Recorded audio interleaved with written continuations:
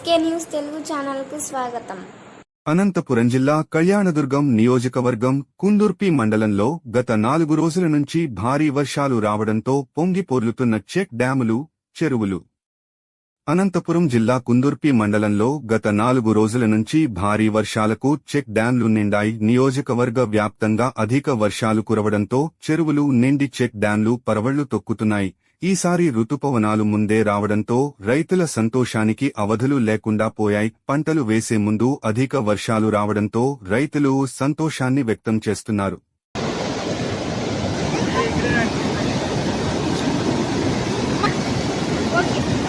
ఓ video తీసినా కూడా బిరుగు ఫాస్ట్గా ఆన్ చేయి, నీళ్ళు తిరిగి జోరు తగ్గిపోతాయి.